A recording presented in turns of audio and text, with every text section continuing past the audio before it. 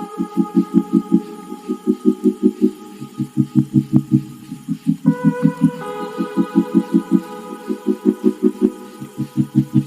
दोस्तों, कैसे हैं आप लोग।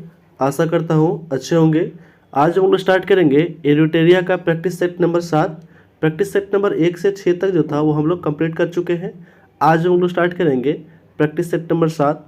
और ये जो सीरीज चल रहा है ये जो है एनसीईआरटी बेस पे आधारित है। कृपया पूरा जो है वो वीडियो शुरू से लास्ट तक वॉच करें। ऑल कॉम्पिटिटिव एग्ज़ाम के लिए बहुत बहुत इंपॉर्टेंट है। जो भी एग्ज़ाम आने वाला है लेटेस्ट में उसके लिए बहुत बहुत इंपॉर्टेंट है। कृपया पूरा वीडियो जो है वो शुरू से लास्ट तक देख कर जाएँ। कृपया जो भी चैनल पर नए हैं सब्सक्राइब कर दें, लाइक कर दें और अलग अलग स्टडी रिलेटेड ग्रुप में शेयर कर दें। आते हैं फर्स्ट क्वेश्चन की ओर। पहला क्वेश्चन है, निम्न में से कौन मोनोसेक्राइड कार्बोहाइड्रेट नहीं है। निम्न में से कौन जो है वो मोनोसेक्राइड कार्बोहाइड्रेट नहीं है। तो ऑप्शन नंबर हो जाएगा सी, सुक्रोज जो है वो मोनोसेक्राइड कार्बोहाइड्रेट नहीं है, बाकी सभी से सभी है। ग्लूकोज है, फ्रुक्टोज है और ग्लैक्टोज है, ये सब क्या है तो मोनोसेक्राइड कार्बोहाइड्रेट है। नेक्स्ट क्वेश्चन है, अगला क्वेश्चन, किस शैली में प्रसिद्ध गया स्थित विष्णुपद मंदिर बना है। किस शैली में प्रसिद्ध गया स्थित विष्णुपद मंदिर जो है वो बना है। तो वो बना है नागर शैली में। नागर शैली जो है उत्तर भारत की शैली है नागर शैली। बेसर शैली मध्य भारत की शैली है। मध्य भारत में जो बनता था मंदिर वगैरह उसको हम बेसर शैली में रखते हैं। और द्रविड़ शैली है दक्षिण भारत की शैली है द्रविड़ शैली। नेक्स्ट क्वेश्चन है, अगला क्वेश्चन, एहोल प्रशस्ति अभिलेख के रचयिता कौन है। तो एहोल प्रशस्ति अभिलेख के रचयिता है रवि कीर्ति। रवि कीर्ति जो है एहोल प्रशस्ति अभिलेख के रचयिता है। और एहोल प्रशस्ति अभिलेख जो है ये पुलकेशिन द्वितीय के समय जो है वो लिखा गया था। नेक्स्ट क्वेश्चन है, अगला क्वेश्चन, सतलज और काली नदियों के बीच स्थित हिमालय के भाग को किस नाम से जाना जाता है। तो सतलज और काली नदियों के बीच जो हिमालय का भाग पड़ता है उसको हम कुमाऊं हिमालय के नाम से जानते हैं। कुमाऊं हिमालय, सतलज और काली नदियों के बीच स्थित हिमालय को कुमाऊं हिमालय के नाम से जाना जाता है। नेक्स्ट क्वेश्चन है, द्वितीय प्रदूषक निम्नलिखित में से कौन सा है। तो द्वितीय प्रदूषक जो है वो हो जाएगा आपका ऑप्शन नंबर ए, स्मॉग। द्वितीय प्रदूषक जो निम्नलिखित में से कौन सा है तो है स्मॉग जो है वो द्वितीय प्रदूषक हो जाएगा। पहला प्रदूषक के रूप में कार्बन मोनोऑक्साइड को हम लोग जानते हैं, जो डायरेक्ट उत्पन्न होता है उसको हम बोलते हैं प्रथम प्रदूषक। और द्वितीय प्रदूषक जो रिलेट करके जो होता है वो द्वितीय प्रदूषक के रूप में होता है। तो पहला प्रदूषक के रूप में कार्बन मोनोऑक्साइड को जाना जाता है फर्स्ट प्रदूषक। नेक्स्ट क्वेश्चन है, अगला क्वेश्चन, बंधुआ मजदूरी व्यवस्था का निराकरण संविधान के किस अनुच्छेद से संबंधित है। बंधुआ मजदूरी व्यवस्था का निराकरण संविधान के किस अनुच्छेद से संबंधित है। तो वह संबंधित है अनुच्छेद 23 से संबंधित है बंधुआ मजदूर। ऑप्शन ए में दिया गया अनुच्छेद 21। अनुच्छेद 21 जो है वो प्राण और दैहिक स्वतंत्रता से संबंधित है अनुच्छेद 21। अनुच्छेद 19 जो है वो बोलने की स्वतंत्रता और प्रेस की स्वतंत्रता सब इसी में है 19 में, अनुच्छेद 19 के तहत। अनुच्छेद 24 के तहत कहा गया है बाल श्रम निषेध होगा कि कोई भी जो है वो 18 साल से कम वर्ष के जो भी रहेगा उससे जो है वो कारखाना में काम नहीं करने दिया जाएगा। इसका ऑप्शन हो जाएगा बी। नेक्स्ट क्वेश्चन है, अगला क्वेश्चन, विद्युतधारिता का मात्रक होता है। तो विद्युतधारिता का जो मात्रक होता है वो होता है फैराडे। विद्युतधारिता कैसे मात्रक होता है फैराडे। नेक्स्ट क्वेश्चन है, यूरेनियम के रेडियोधर्मी विघटन का अंतिम उत्पाद है क्या। यूरेनियम के रेडियोधर्मी विघटन का अंतिम उत्पाद जो होता है वो क्या होता है तो सीसा में बदल जाता है। अंतिम रूप से जो भी है रेडियोधर्मी पदार्थ वो लास्ट में सीसा में रूप में बदल जाता है। नेक्स्ट क्वेश्चन है, अगला क्वेश्चन, भारत में बाघ परियोजना की शुरुआत कब की गई थी। तो भारत में बाघ परियोजना की शुरुआत किया गया था 1973 में। भारत में बाघ परियोजना की शुरुआत किया गया था कब 1973 में। नेक्स्ट क्वेश्चन है,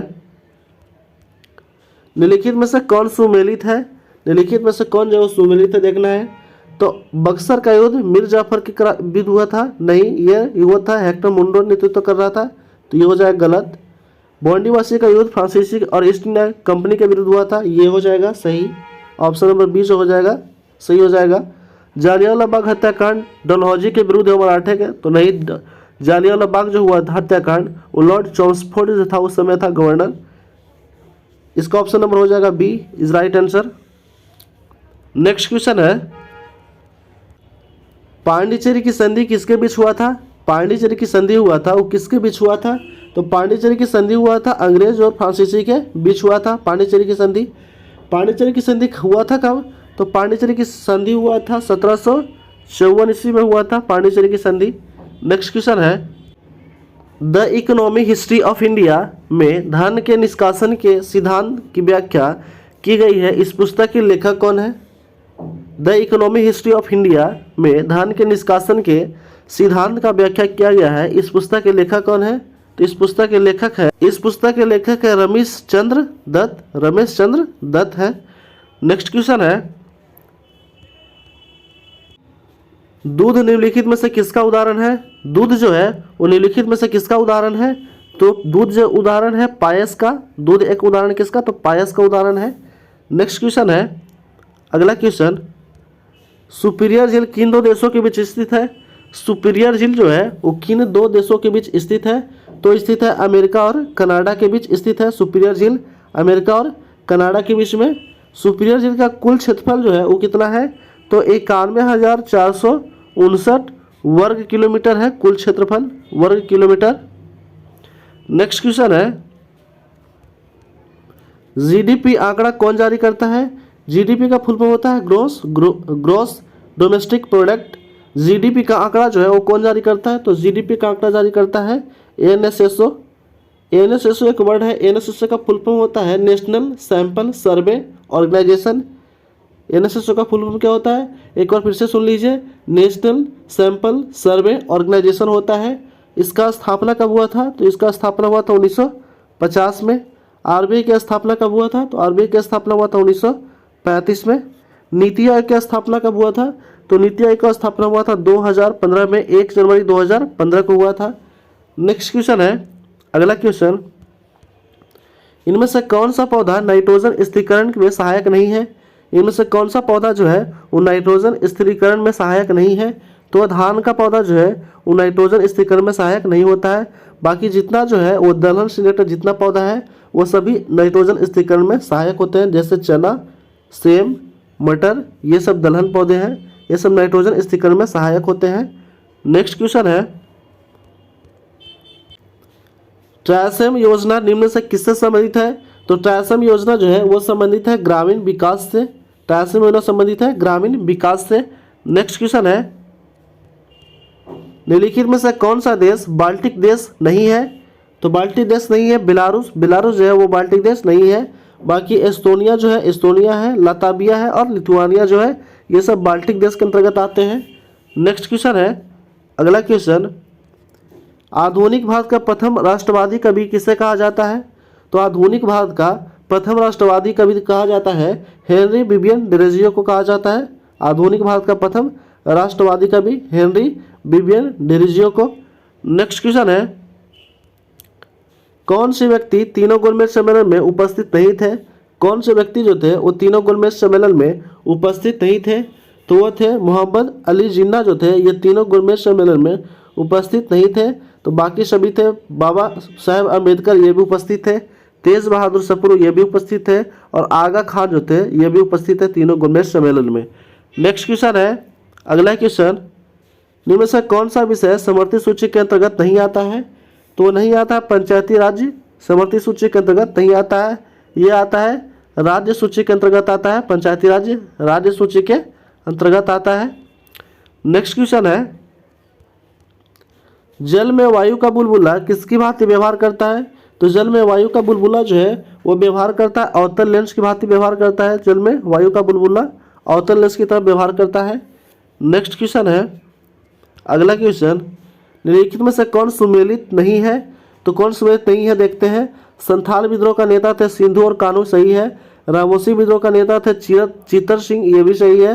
कोल विद्रोह का नेता थे बुद्धो भगत, ये भी सही है। पागलपंथी विद्रोह का जो थे वो नेता थे मजबूर शाह और चिराग अली शाह, ये जो है गलत है। इनका हो जाएगा पागलपंथी विद्रोह के जो नेता थे वो थे करम शाह थे। ऑप्शन नंबर हो जाएगा डी इज राइट आंसर। ये संबंधित नहीं है। ये इस किससे संबंधित है? तो करमशाह से, नेता थे करमशाह। नेक्स्ट क्वेश्चन है, निम्नलिखित युद्ध को कालक्रम के अनुसार जो है वो व्यवस्थित करना है। निम्नलिखित युद्ध है उसको कालक्रम के अनुसार व्यवस्थित करना है। देखते हैं, बॉन्डिवासी का युद्ध कब हुआ था? तो ये हुआ था 1760 में हुआ था। मेद्रा का युद्ध कब हुआ था? 1759 ईस्वी में हुआ था। प्रथम कर्नाटक युद्ध कब हुआ था? तो 1744 से 48 तक, 1744 से 48 तक हुआ था। और प्रथम आंग्ल मैसूर युद्ध हुआ था कब? तो 1767 से 69 तक हुआ था। प्रथम कर्नाटक युद्ध हुआ था। तो इसके अनुसार से क्या हो जाएगा? पहला में तो पहला फर्स्ट हो जाएगा आपका, सेकेंड नंबर 1744 है। तो इसका ऑप्शन हो जाएगा, ऑप्शन नंबर हो जाएगा डी। सबसे पहले कौन था? तो ये हो जाएगा सबसे पहले 2 कर्नाटक युद्ध पहले हुआ था 1744 में। फिर उसके बाद कौन हुआ था? तो फिर उसके बाद हुआ था वेद्रा का युद्ध 1759 में। फिर हुआ था बॉन्डिवासी का युद्ध 1760 में। फिर हुआ था प्रथम आंग्ल मैसूर युद्ध सबसे लास्ट में 1767 से 69 में। ऑप्शन नंबर हो जाएगा D is right answer. Next question है, अगला क्वेश्चन, किस बौद्ध संगीत के दौरान अभिधम पिटक की रचना की गई थी? किस बौद्ध संगीत के दौरान जो है अभिधम पिटक की रचना किया गया था? तो तीसरे बौद्ध संगीत के दौरान अभिधम पिटक की रचना किया गया था। तीसरा बौद्ध संगीत कहाँ किया गया था? तो ये किया गया था पाटलिपुत्र में। प्रथम हुआ था राजगिरी में, दूसरा वैशाली में, तीसरा पाटलिपुत्र में और चौथा हुआ था राजगिरी में, चौथा हुआ था कुंडलवन में हुआ था। नेक्स्ट क्वेश्चन है, अगला क्वेश्चन, निम्नलिखित घटनाओं का सही कार्यक्रम जो है इसमें भी व्यवस्थित करना है। तो क्रिप्स मिशन आया था कब? तो क्रिप्स मिशन जो आया था देख लेते हैं हम लोग। क्रिप्स मिशन आया था 1942 में। भारत छोड़ो आंदोलन ये 8 अगस्त 1942 था। 8 अगस्त 1942। अगस्त प्रस्ताव 1940 ईस्वी में। व्यक्तिगत सत्याग्रह भी आया था 1940 में, लेकिन ये था अगस्त 1940 में अगस्त प्रस्ताव। तो इसका ऑप्शन नंबर हो जाएगा 1, देख लीजिएगा। नेक्स्ट क्वेश्चन है, अगला क्वेश्चन, निम्नलिखित में से कौन सी नदी विषुवत रेखा को 2 बार काटती है? निम्नलिखित में से कौन सी नदी जो है वो विषुवत रेखा को 2 बार काटती है? तो है कांगो नदी। कांगो नदी जो है वो विषुवत रेखा को 2 बार काटती है। कांगो नदी की लंबाई कितना है टोटल? तो कांगो नदी की लंबाई है 4700 किलोमीटर। मिसिसिपी की कुल लंबाई है 3766 किलोमीटर। अमेजन नदी की कुल लंबाई है 6400 किलोमीटर, 6400 किलोमीटर। और लिम्पोपो नदी की कुल लंबाई कितना है? तो 1750 किलोमीटर। नेक्स्ट क्वेश्चन है, अगला क्वेश्चन, कार्टागोना प्रोटोकॉल जो है वो संबंधित है किससे? तो कार्टागोना प्रोटोकॉल संबंधित है जैव सुरक्षा से। ये बहुत इंपॉर्टेंट है। कार्टागोना प्रोटोकॉल जो है ये संबंधित है किससे? तो जैव सुरक्षा से संबंधित है। नेक्स्ट क्वेश्चन है, अगला क्वेश्चन, चश्मे के लेंस किस कांच से बनाए जाते हैं? तो चश्मे के लेंस जो है वो बनाए जाते हैं क्रूक्स कांच के द्वारा बनाए जाते हैं चश्मे का लेंस। नेक्स्ट क्वेश्चन है, निम्नलिखित नगरों में से किस एक नगर का संबंध महावीर से नहीं था? निम्नलिखित नगरों में से किस एक नगर का संबंध जो है महावीर से नहीं था? तो नहीं था, लुम्बिनी नगर का संबंध जो है वह महावीर से नहीं था। तो ये किससे संबंधित था? तो ये बुद्ध भगवान से संबंधित था, क्योंकि बुद्ध का जन्म हुआ था कुंडग्राम के, ये कपिल वस्तु के लुम्बिनी में हुआ था। और बाकी सभी जो है वह महावीर से संबंधित है। नेक्स्ट क्वेश्चन है, अगला क्वेश्चन, निम्नलिखित में से कौन सुमेलित नहीं है? वंश और राजधानी दिया गया है, देख लेते हैं। चंदेल शासक, चंदेल वंश की राजधानी था खजुराहो, सही है। दूसरा है सोलंकी वंश, सोलंकी वंश की राजधानी है अहिल्यावाड़ा, ये भी सही है। तीसरा है प्रतिहार वंश, प्रतिहार वंश की राजधानी कनौज जो है ये भी सही है। और कलचुरी वंश जो है ये कलचुरी वंश, इसका राजधानी अजमेर नहीं है, इसका राजधानी कहाँ है? तो इसका राजधानी जो है वो हो जाएगा आपका त्रिपुरी है, त्रिपुरी है। इसका राजधानी कहाँ है? तो त्रिपुरी है। ऑप्शन नंबर डी हो जाएगा, ये सुमेलित नहीं है। नेक्स्ट क्वेश्चन है, अगला क्वेश्चन, मोढेरा का सूर्य मंदिर किस राज्य में स्थित है? तो मोढेरा का सूर्य मंदिर जो है वो स्थित है कहाँ? तो गुजरात राज्य में स्थित है मोढेरा का सूर्य मंदिर। नेक्स्ट क्वेश्चन है, अगला क्वेश्चन, निम्न में से कौन सुमेलित नहीं है? तो देखते हैं, अकबर द्वारा जजिया कर को 1564 में समाप्त किया गया था, ये सही है। दीन इलाही धर्म की स्थापना 1582 में हुआ था, ये भी सही है। मजहरनामा की स्थापना 1578 में हुआ था, ये गलत है। ये हुआ था 1579 में हुआ था, 1579 में हुआ था, ये हो जाएगा, ये गलत है, यानी कि ये ऑप्शन नंबर सी हो जाएगा। और तीर्थ यात्रा करके समाप्ति हुआ था 1563 में। नेक्स्ट क्वेश्चन है, अगला क्वेश्चन, मनसबदारी व्यवस्था में 2 अस्पा सी अस्पा का प्रचलन किसने किया था? मनसबदारी व्यवस्था में 2 अस्पा सी अस्पा का प्रचलन जो था वो किस शासक के द्वारा किया गया था? तो यह जहांगीर के द्वारा किया गया था। नेक्स्ट क्वेश्चन है, अगला क्वेश्चन, चौसा का युद्ध कब हुआ था? तो चौसा का युद्ध हुआ था 1539 में। यह शेर शाह और हुमायूं के बीच हुआ था, चौसा का युद्ध 1539 में। नेक्स्ट क्वेश्चन है, निम्नलिखित में से कौन सा विकल्प बंदरों की क्रियाशीलता के सही क्रम दर्शाता है? निम्न में से कौन सा विकल्प जो है वो बंदरों की क्रियाशीलता का सही क्रम दर्शाता है? तो ऑप्शन नंबर हो जाएगा सी, एकल बंधन, फिर उससे बड़ा होगा द्विबंधन, फिर उससे मजबूत हो जाएगा त्रिबंधन। तो त्रिबंधन सबसे मजबूत बंधन होता है, द्विबंधन उससे कम होता है और एकल बंधन उससे भी कम होता है। नेक्स्ट क्वेश्चन है, अगला क्वेश्चन, निम्न में से किस अंग को आवश्यकता से अधिक शर्करा या कार्बोहाइड्रेट ग्लाइकोजन के रूप में संचित रहते हैं? तो वो संचित रहते हैं यकृत में।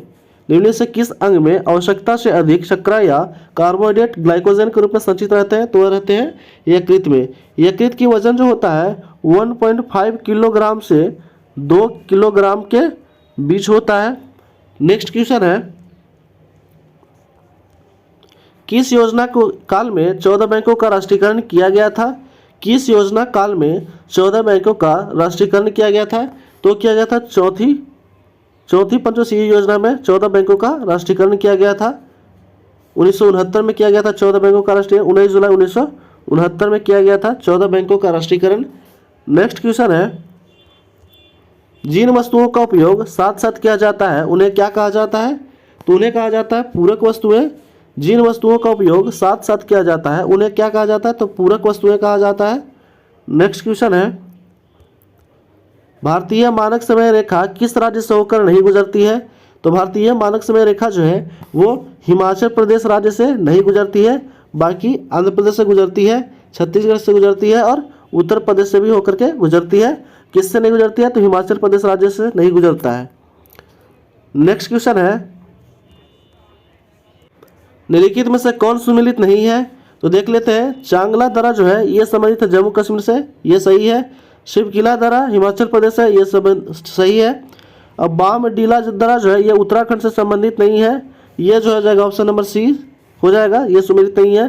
तो ये कहाँ से सुमेलित है? यह है अरुणाचल प्रदेश से संबंधित है। और नाथुला दर्रा जो है यह सिक्किम से संबंधित है, ये भी सही है। नेक्स्ट क्वेश्चन है, अगला क्वेश्चन, भारत में पश्चिमी तट की अपेक्षा पूर्वी तट पर चावल की पैदावार अधिक क्यों होती है? भारत में पश्चिमी तट की अपेक्षा पूर्वी तट पर चावल की पैदावार अधिक क्यों होती है? तो अधिक होती है पूर्वी तटीय पश्चिमी तटीय से चौड़ी डेल्टा क्षेत्र है, इसलिए ऑप्शन हो जाएगा डी, पूर्वी तट पश्चिमी तट से चौड़ी है तथा डेल्टा क्षेत्र है, इसलिए ज़्यादा पैदावार होता है वहाँ पे। नेक्स्ट क्वेश्चन है, अगला क्वेश्चन, केंद्र और राज्य विधायी संबंधी संविधान के किस भाग में उपबंध किया गया है? तो उपबंध किया गया भाग 11 में। केंद्र और राज्य की विधायी संबंधी जो है वो संविधान किस भाग में उपबंध किया गया है? तो भाग 11 में उपबंध किया गया है। नेक्स्ट क्वेश्चन है, राष्ट्रपति पर महाभियोग की प्रक्रिया प्रारंभ करने के लिए कितने सदस्यों का हस्ताक्षर होना चाहिए? राष्ट्रपति पर महाभियोग की प्रक्रिया प्रारंभ करने के लिए कितने सदस्यों का हस्ताक्षर होना चाहिए? तो हस्ताक्षर होना चाहिए जो सदन आरोप लगाए उस सदन का 1/4, जो सदन जो है आरोप लगाएगा उस सदन का 1/4 जो है सदस्य का हस्ताक्षर होना चाहिए, तब जो है महाभियोग की प्रक्रिया होगा। नेक्स्ट क्वेश्चन है, अगला क्वेश्चन, निम्न में से किस परिस्थिति में किसी संसद सदस्य की सदस्यता समाप्त हो जाती है? निम्न से किस परिस्थिति में किसी संसद सदस्य की सदस्यता समाप्त हो जाती है? तो उपयुक्त सभी जो हो जाएगा परिस्थिति में, ये सभी परिस्थितियां दिया गया, इसमें सभी के लिए सभी है। पहला देखते हैं, यदि वह सदन की अनुमति के बिना 60 दिन की अवधि से अधिक समय के लिए सदन की सभी बैठकों में अनुपस्थित रहेगा तभी इसकी सदस्यता समाप्त कर दी जाएगी। दूसरा है ऑप्शन नंबर बी में, यदि उसे सदन द्वारा निष्कासित कर दिया गया हो तब भी इसकी सदस्यता जो है वो समाप्त हो जाएगी। और तीसरा है, यदि न्यायालय उस चुनाव को अमान्य रूप से शून्य करार देता है तभी इसकी सदस्यता क्या हो जाएगी? समाप्त हो जाएगी। यानी कि ऑप्शन नंबर डी हो जाएगा उपयुक्त सभी। नेक्स्ट क्वेश्चन है, अगला क्वेश्चन, भारत के राष्ट्रपति को हटाया जा सकता है? तो भारत के राष्ट्रपति को हटाया जा सकता है भारत के संसद के द्वारा। भारत के राष्ट्रपति को हटाया जा सकता है भारत के संसद के द्वारा। नेक्स्ट क्वेश्चन है, अगला क्वेश्चन, किस अनुच्छेद के अंतर्गत राज्य निर्वाचन आयोग का प्रावधान किया गया है? तो राज्य निर्वाचन आयोग का प्रावधान किया गया है अनुच्छेद 243 के में। अनुच्छेद 243 के आई में कहा गया है कि वित्तीय स्थिति में पूर्ण विलोकन होगा। अनुच्छेद 243 के जे में कहा गया है कि पंचायतों के लेखाओं की संपरीक्षा की जाएगी। और अनुच्छेद 243 के एच में कहा गया है कि पंचायतों द्वारा अधोरोपित करने की शक्ति होगा, अनुच्छेद 243 के एच में। नेक्स्ट क्वेश्चन है, अगला क्वेश्चन, किस संविधान संशोधन के पिछड़े वर्ग संबंधी आयोग का प्रावधान है?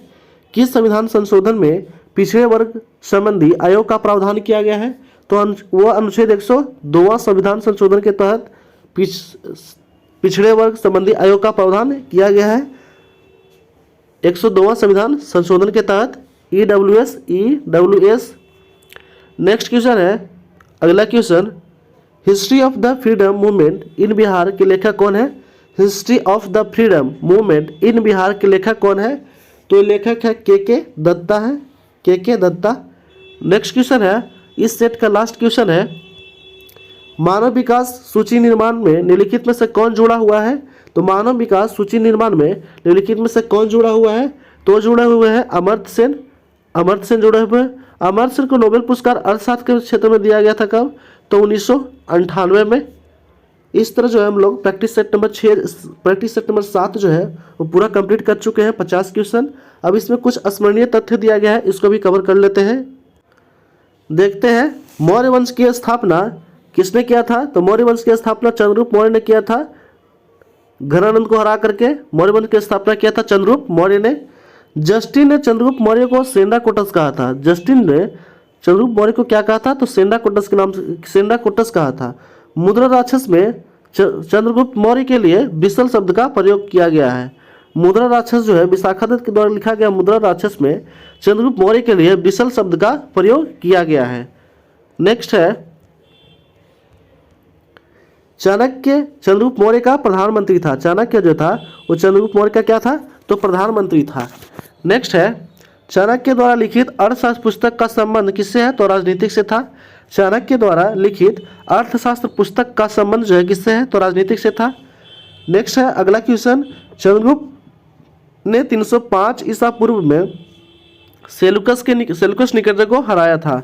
चंद्रगुप्त मौर्य ने 305 ईसा पूर्व में सेल्यूकस निकेटर को हराया था। नेक्स्ट है, सेल्यूकस निकेटर का राजदूत मेगास्थनीज चंद्रगुप्त मौर्य के दरबार में आया था। सेल्यूकस निकेटर का राजदूत जो था मेगास्थनीज और किसके दरबार में आया था? तो चंद्रगुप्त मौर्य के दरबार में आया था। नेक्स्ट क्वेश्चन है,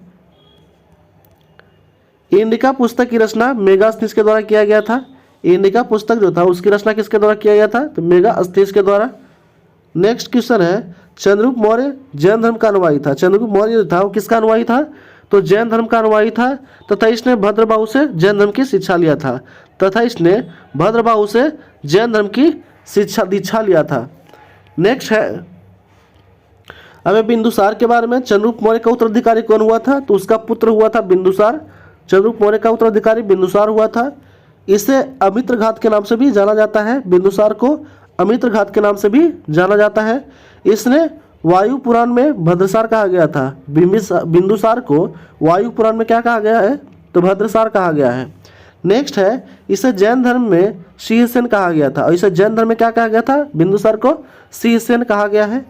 नेक्स्ट क्वेश्चन है कि बौद्ध विद्वान तारानाथ ने बिंदुसार को 16 राज्यों का विजेता कहा था। बौद्ध विद्वान तारानाथ ने बिंदुसार को क्या कहा था? 16 राज्यों का विजेता बताया है। नेक्स्ट क्वेश्चन है, बिंदुसार का उत्तराधिकारी कौन हुआ था? तो अशोक हुआ बिंदुसार का उत्तराधिकारी। 269 ईसा पूर्व में मगध की राजगद्दी पे बैठा था कौन? तो अशोक बैठा था। 269 ईसा पूर्व में मगध की राजगद्दी पे कौन बैठा था? तो अशोक बैठा था। और अपने राज्याभिषेक के समय यह अवंती का राज्यपाल था। अशोक जो था अपना राज्याभिषेक के समय कहाँ के राज्यपाल था? तो यह अवंती का राज्यपाल था।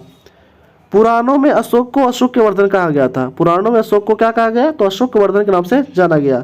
और मास्की गुजरा अभिलेख में इसका नाम जो है अशोक मिलता है। मास्की और गुजरा अभिलेख में इसका नाम जो है अशोक मिलता है। नेक्स्ट क्वेश्चन है, भाब्रू अभिलेख में अशोक ने स्वयं को मगध का सम्राट बताया था। भाब्रू अभिलेख में स्वयं को अशोक जो था वो स्वयं को मगध का क्या बताया था? सम्राट बताया है।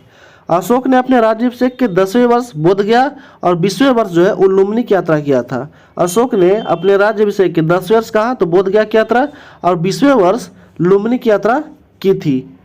नेक्स्ट है, इसने 261 ईसा पूर्व में कलिंग पर आक्रमण कर उसकी राजधानी तोसिली पर क्या कर लिया? अधिकार कर लिया था। कलिंग की राजधानी तोसिली पर अधिकार कर लिया था कब? 261 ईसा पूर्व में। नेक्स्ट है, इसने उपगुप्त नामक बौद्ध भिक्षु से बौद्ध धर्म की दीक्षा लिया था। कौन? अशोक। अशोक ने उपगुप्त नामक बौद्ध भिक्षु था, इनसे बौद्ध धर्म की दीक्षा ली थी। इससे सबसे लंबा एवं सबसे छोटा अभिलेख क्रमशः 7वां और रुमेदेई है। अशोक का सबसे लंबा अभिलेख है 7वां अभिलेख और सबसे छोटा कौन है? तो रुमेदेई है। रुमेदेई जो है वो सबसे छोटा अभिलेख है और सबसे बड़ा है 7वां। नेक्स्ट है, अशोक के समय मौर्य साम्राज्य में प्रांतों की संख्या कितनी थी? तो 5 थी। अशोक के समय मौर्य साम्राज्य के प्रांतों की संख्या कितना था? तो 5 था। नेक्स्ट क्वेश्चन है, इसने भारत में सर्वप्रथम शिलालेखों का प्रचलन शुरू किया था।